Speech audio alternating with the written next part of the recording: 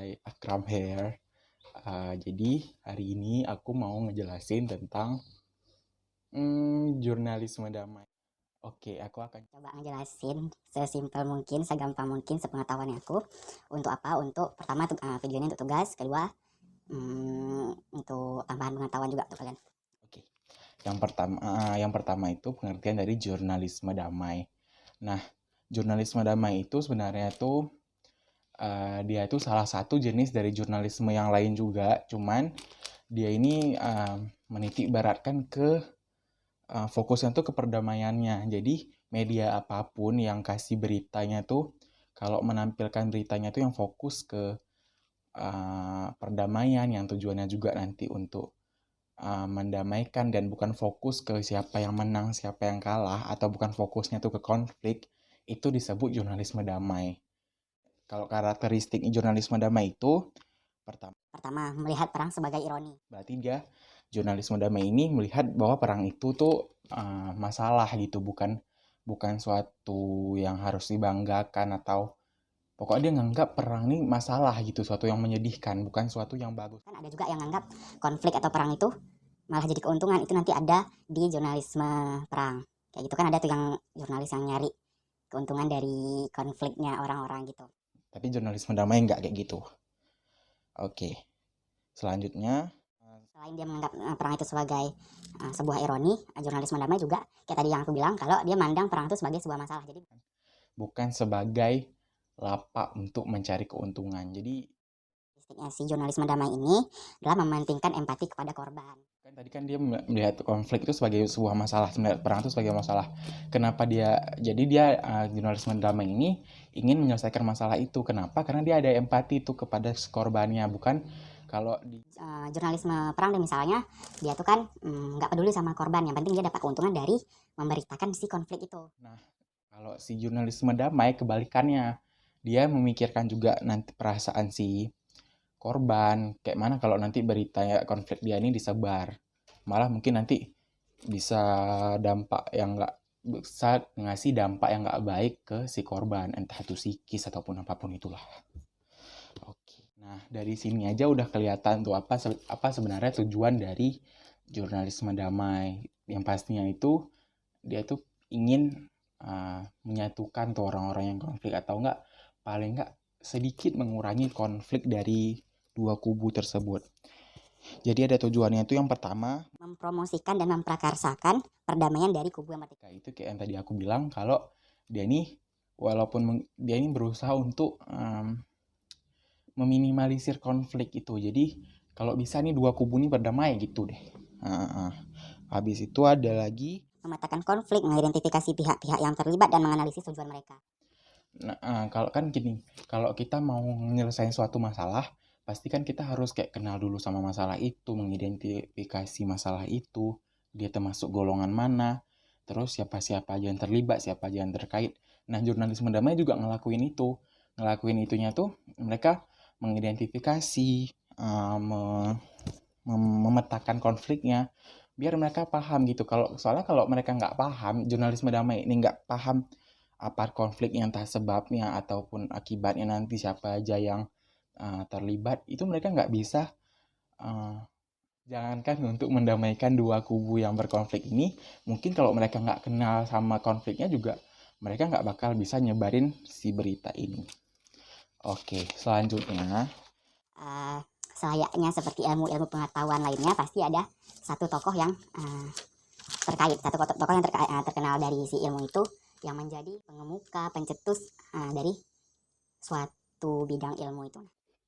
jurnalisme damai juga punya jurnalisme damai, ada tokohnya itu ada Johann Galtung. Nah, siapa, bagaimana latar belakang Johann Galtung, itu kalian bisa cari di Google, pasti banyak. Kalian bisa cari info sendiri.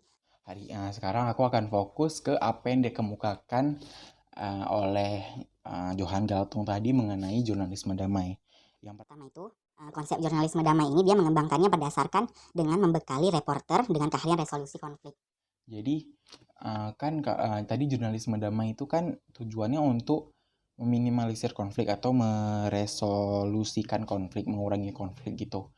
Nah, yang membuat jurnalisme damai ini kan jurnalisnya sendiri, alias reporter atau orang yang membuat beritanya tadi. Jadi mereka juga harus punya keahlian resolusi konflik, entah misalnya dari tadi tuh yang kayak tujuannya tadi tuh harus kayak memetakan konfliknya dulu. Mereka harus ngerti konfliknya dulu, baru mereka bisa masuk ke proses resolusi konfliknya, guys. Gitu. Yang kedua, ada orientasi jurnalisme damai adalah kemanusiaan, di mana konflik tidak hanya diwartakan sebagai sebuah peristiwa perang dan pertikaian.